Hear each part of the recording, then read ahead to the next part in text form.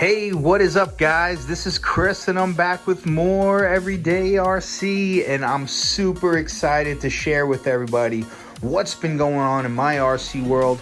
So I have something I want to share with you guys and I'm really pumped up about it. So it's going to be an unboxing and a bit of an update on what's been going on in my RC world. So as you can see, I have a project going on my Losi 5Ive-T. So I've owned this truck for about 9 years now. This is the original Losi version 1 of the 5T, or they're calling it the 5T 1.0. And I love this truck. It's truly my favorite RC out of my whole collection. If I had to get rid of everything, the one truck I would keep would definitely be my Losi 5T. And I have a lot. So this is my all-time favorite RC car. Truly love this thing. Put a lot of blood, sweat, and tears into this truck, and I've also beat the hell out of it through the years. For those of you that follow the channel, you all know what I put this truck through here 8+ years on YouTube. So it's been through a lot.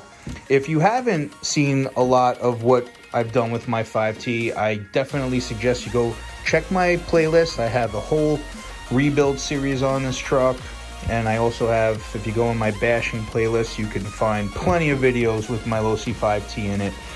And I love this truck. I put a lot of upgrades into it, necessary upgrades. I never really went and blinged the whole thing out because I wanted it to be a functional truck. So I definitely have done a lot of hop-ups to it. And I'll be sharing all of these with you in upcoming videos because I plan to do a new rebuild series on this truck because I am fully going to tear this whole entire truck down. Every nut and bolt on this truck will be taken apart. And I've been holding off on it for a little while because I was waiting on a few items for the rebuild. One of it being what's in that box. I'm still waiting on another item. I guess I can give it to you. Spoiler alert, I did finally order a dream purchase from me, which is the Axis Rocket RC stand for the Losi 5T. It's a really expensive purchase.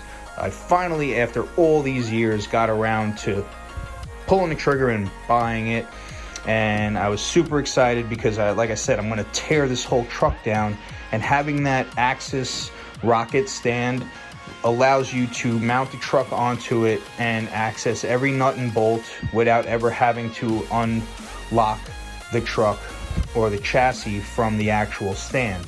And unfortunately, they're not really in production right now. I ordered it and it's on a huge back order. I spoke to the person who owns the company. He's a really nice guy, really busy guy. He actually owns a big manufacturing company, and the stands are something that he kind of does on the side. So they're ready to be assembled, but they just have to be powder coated and some parts have to be welded. So I ordered the stand over a month ago and I'm still waiting on it, so hopefully I'll get that soon. But I did get the other thing that I had ordered, so I'm going to be sharing that in a second. So I don't want to ramble on too long, but my plan is to finally break this whole truck down because I've done a lot of maintenance on this truck. I have replaced the center differential with the Integy differential housing, and when I replaced the center diff, I put 100,000 weight differential fluid in it. And other than that, I've never touched any of the other fluids. The front and rear differentials still have the original fluid from 9 years ago. The shocks still have the original fluid from 9 years ago. And pretty much all of this plastic, everything on this truck is pretty much original, including the servos. I know I'm still using the stock servos. They still work for me, have no problems. I use a 7.2 volt or 7.4 volt Killer RC. I believe it's a 2S LiPo I use in this, and I get pretty good speed out of the servos, so haven't had too many issues with that. But all the A-arms, all the plastic, everything you see, including the body, which is up here, which is the Hemistorm Penta body, which I put on there a few years ago, and it's held up pretty darn good. But it's the original roll cage in there, and this truck is amazing. I put this truck through so much abuse and had so much fun with it, and it really doesn't break. You'd have to jump this thing off a building to really break something on it. It's just absolutely amazing. So, one thing I want to do when I finally break everything down, which I've wanted to do for a while, is I finally got a chassis protector for it. And this will be for the top and bottom. I really hate to hide my battle scars, but as you can see, these are 9 years of battle scars, which I really love, and would hate to cover them up. But something I've wanted to do for a while for this chassis is get a chassis protector. So I think it'll be nice. I'm gonna clean everything up, obviously, so it adheres really good to it. So I'm gonna do the bottom chassis and the top of the chassis in here. And this stuff is pretty good. It's very durable. I've used it before on some of my other RCs, and it really is amazing how well it holds up. And I can't say more about it. It really does save your chassis, so it's good stuff. Oh, I don't want to lose my exhaust pipe right here. And let's not forget, one of my pride and joys on this truck is the Bartolone Racing Big Bore XP exhaust pipe, and it has really performed incredibly through the years on this truck. So that's how it would get mounted right to that rubber mount right there. So it pretty much sits like this in the truck, and it's just an incredible pipe. Adds tons of performance to the vehicle, sounds amazing. I can't say much better things about this Bartolone pipe. I did have it ceramic coated a few years ago, so I'm very happy with that because it's definitely helped keep the finish on this pipe looking good. So yeah, I don't want to ramble on too much. You're going to see a full rebuild series on this truck, and I'm going to share everything along the way with you guys, so stay tuned for that. And so let me bring you over here, because I guess I got to fill you in on everything that's going on. So as you can see, the engine came out. I took the engine out, and let me give you a little backstory on this engine. This is the original engine from the truck from 9 years ago. This is the stock Chungyang, or they call it CY26. So back when I bought this truck 9 years ago, the 1.0 came with a CY26cc engine, 2-bolt. I don't know what it comes with now. I think it might come with a 30cc. They definitely have upped it since then. But believe it or not, this engine has performed pretty good. You know, I didn't want to just immediately go out and get a new engine. I am a small engine mechanic by trade, so I know a lot about these engines, especially these little 2-strokes. So I wanted to work on it. I wanted to wrench on it. I wanted to see how far I could take the stock engine.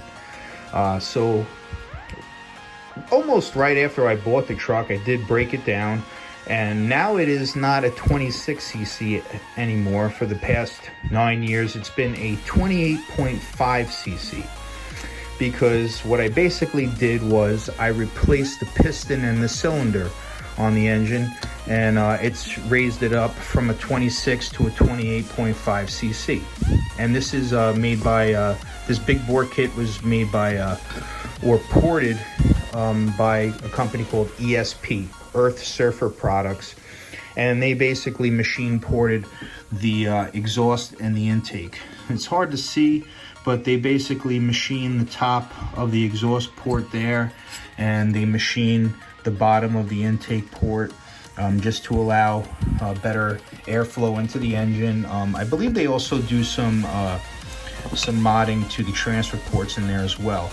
But this 28.5cc bump up definitely enhanced the truck a lot. And when I rebuilt it, I know a lot of people always ask me about it. This is one of my secrets. It's not really a secret because I've shared it with you guys, but this is pretty much what I do a lot of the times with either problematic engines, or not even problematic, but engines that are going to be working a lot, you know, workhorse engines. You know, especially on this. I didn't want to have to keep on tearing it down every time my head gasket started to leak, because to be totally honest, the stock head gaskets, even on the 28.5cc, it's just a paper head gasket. So eventually with heat and use, that gasket is going to blow out, you know. So I went with a copper head gasket. So it's a non-replaceable gasket. It's a reusable copper head gasket, and we know that copper definitely helps dissipate heat. It's soft, it creates a good seal. And along with the copper head gasket, I always seal it up with Permatex high temp copper silicone. It's the highest temperature silicone that they make, and I don't know if it's the highest temperature, but it's definitely high up there. Especially when you buy it in like the automotive stores, it's the highest temperature silicone that they make, and it has copper in it. So to accompany the copper head gasket, I always seal it with that Permatex high temp copper silicone, and it's always worked great. I've never had any other head gasket leaks since the original 26cc. As a matter of fact, that's why I did put the big bore kit on, because eventually the stock head gasket did blow out. And this is only a 2-bolt head, so you know, you don't have many areas of contact, tightening points, other than the 2 head bolts. So I have rebuilt this engine many times. I have separated the piston, the cylinder from the rest of the engine many times, and cleaned everything up. And I have rebuilt this engine a lot through the years. The last one I did, I had a failure of my air filter system. This is a brand new air filter that I put on there, but my older air filter failed, and I had a lot of dirt ingestion. So I did have a lot of scoring on this piston and cylinder, but I still was pretty confident that the engine was going to run. It probably wouldn't have, it's not putting out anywhere near the amount of horsepower that it used to. But you know, there's some slight scoring, and as you can see, if I rock it back and forth, there's some play in that ring. So the ring is worn. You could also see right there on the exhaust, look at the top of the piston. So we're having some degradation of the metal there. And that's a lot of heat, a lot of use. This engine has about 8.5 years of use on it. This is the, you know, going back from the rebuild, this is the original piston and cylinder, original ring, single ring, you know. And this engine still runs, and it still pushes the truck pretty good. I get 50 miles an hour out of the truck with a 22 tooth pinion, which is right here. But you know what, I wanted to have some fun here. It's been a long time, you know, I haven't put, you know, a new engine in this truck. I've only run this engine. This engine has my blood, sweat, and tears in it. I love this engine. There's nothing, you know, it could definitely use a new, at least a new piston and rings, but I would never put a new piston and ring in there without replacing the cylinder. And I think it's time to move on after all these years. But I just love this engine. I'm definitely going to put it on a display stand here in my hobby room, just as a in remembrance of where it all started, you know. And I just love this engine. This metal has been through so many heat cycles. Just love the color of it. It's almost like hardened aluminum at this point. You know, it's been run so much, and there's been so many heat cycles run through it. You know, it's just going to be a really cool memento for me. And I had done, other than that, a lot of upgrades, which you're looking at here on the table. So a lot of these upgrades I'm going to be able to, oh, did I give it away? I'm going to be able to put it on what's in that box. So I basically stripped the whole motor down to the long block right here. And these are the upgrades that I put on this engine to help it perform even better through the years. And I believe all these upgrades have definitely helped.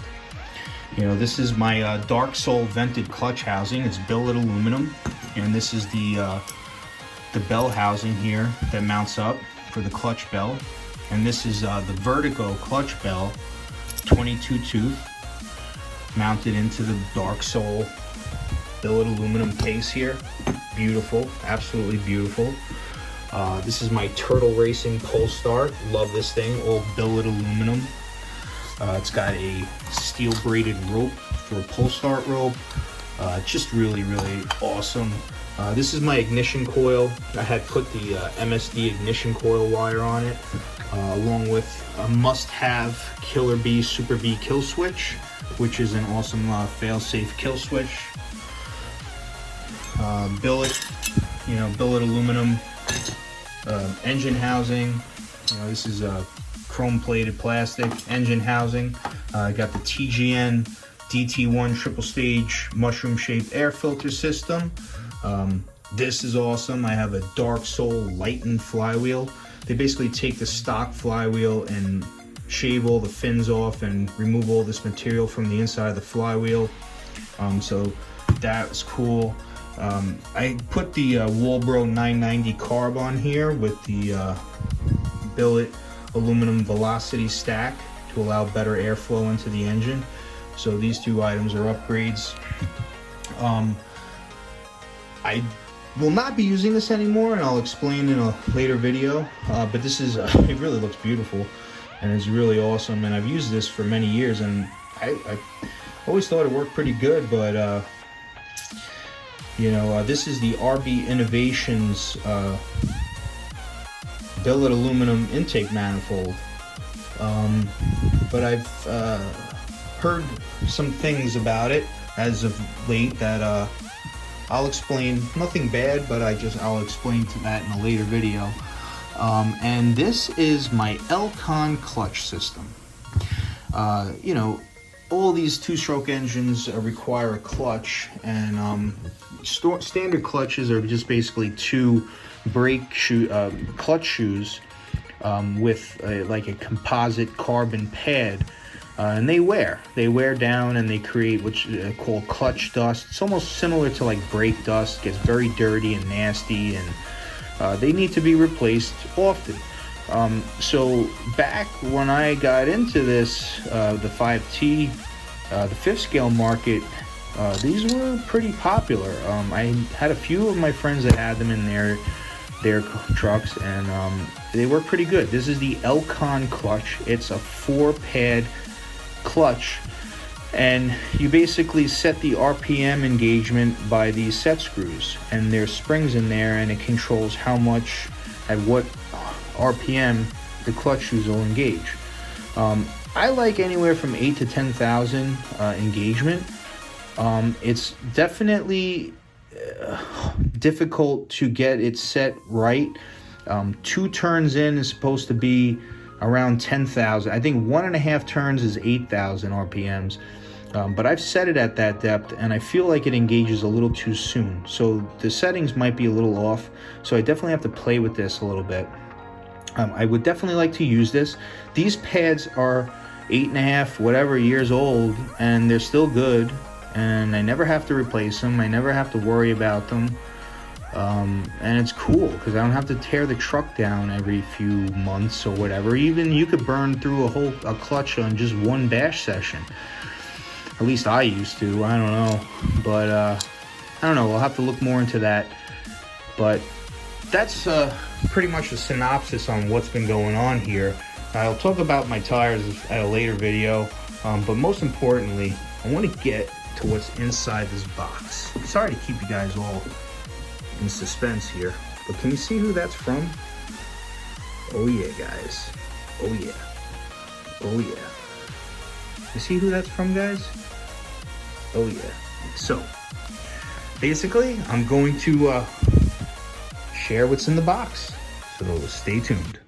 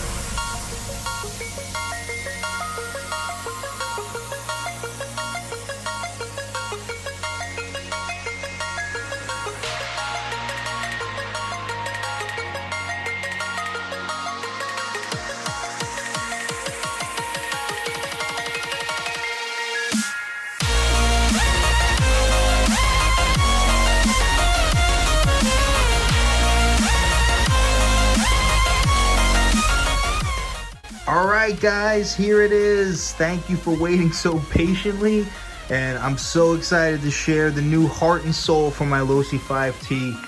And here it is. This is the O'Neill Brothers Racing. It's the OBR G320 31.8 cc. It's 7.7 horsepower piston port 2-stroke engine for my Losi 5T. I'm so excited about this.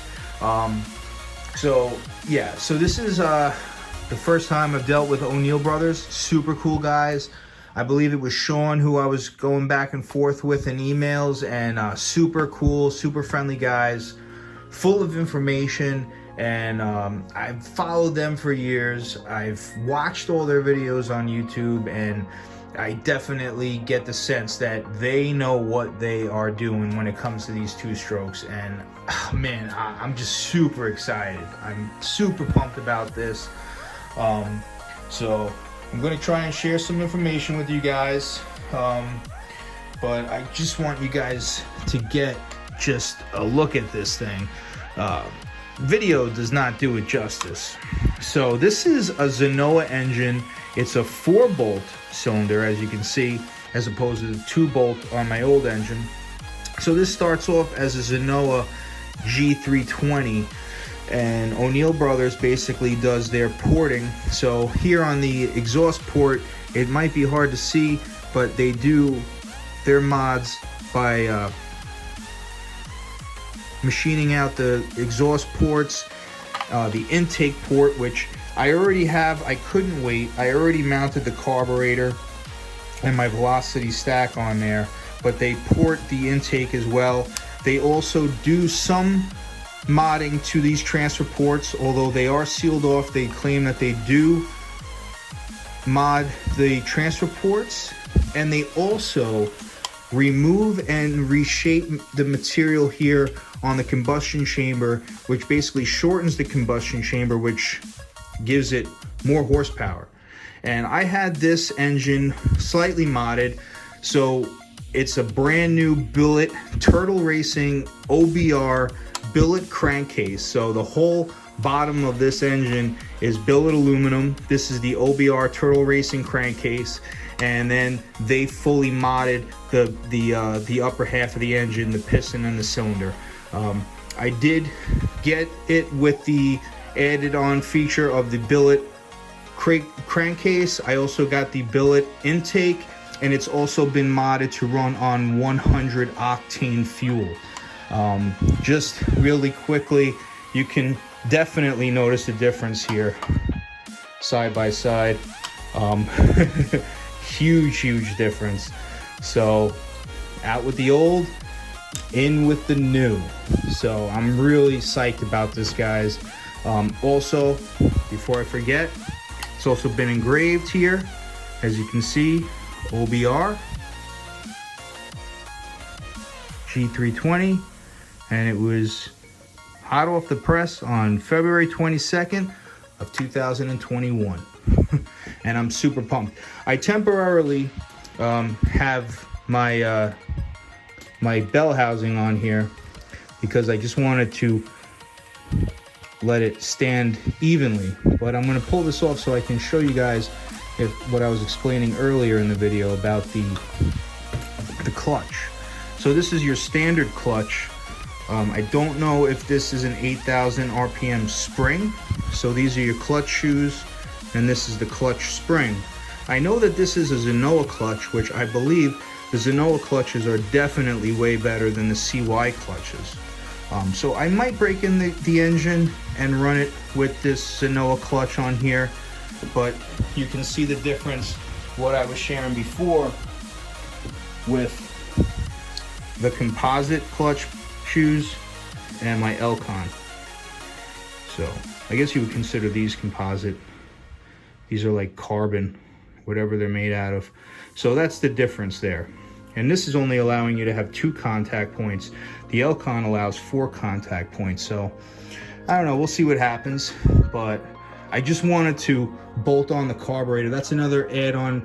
I paid an extra $65 for this carburetor to suggest on this particular engine to run the 1242 Walbro carb. So I got that on there. I just wanted to make sure that my bolts were long enough to go into my billet intake manifold. So this is so awesome, guys. I'm so pumped about this. But I'm basically going to be taking some of this engine apart to put some of these upgrades into the truck. You know, you can see that this has to be polished up, but this is also billet aluminum, so it'll be replacing this clutch housing here. I'll be pulling the clutch off, the clutch carrier off, then pulling the housing off and putting my vented housing here, which will match up with this billet beautifully.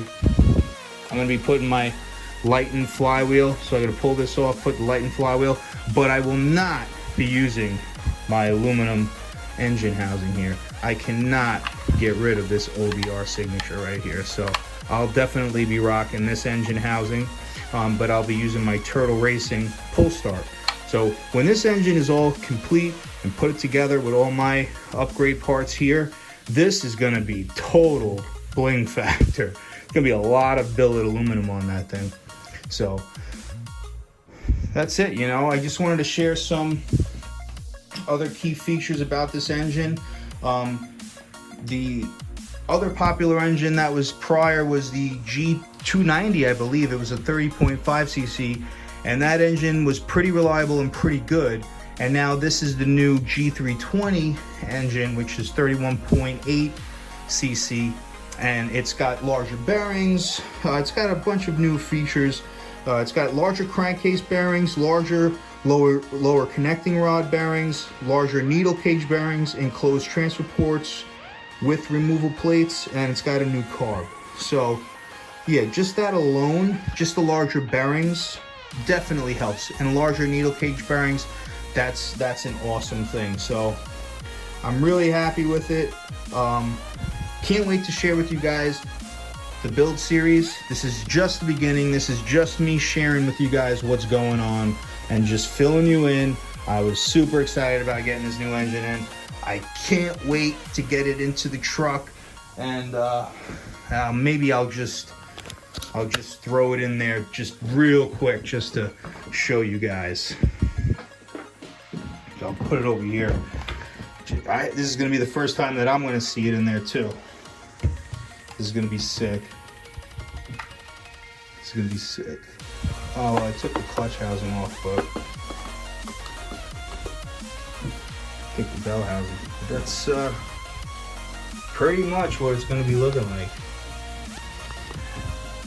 It'll be looking a lot better though. That's just an idea. And I'll tell you, this engine's got some weight to it. Definitely got some weight. So I guess that's about it, guys. I hope you guys enjoyed this update. I know it was a long video, but I hope you guys just enjoyed it. Really don't care, honestly. I'm just sharing what's going on in my RC world. You guys want to watch? Enjoy the video, grab some popcorn and enjoy it and watch. If you're too bored, you got a short attention span, peace. But stay tuned. Be doing a full rebuild series on the Losi 5T. I can't wait to share all this stuff with you guys. I hope you guys are interested. If you are interested, leave me a comment below. Let me know your opinions or how you feel that I got this new engine. And I guess that's about it, guys. Just stay tuned for my next series of videos coming up. So as always, I hope you guys are all making it happen in your RC worlds out there. And for now, this is Chris, the Everyday RC Guy in OBR land, saying thanks for watching. Peace.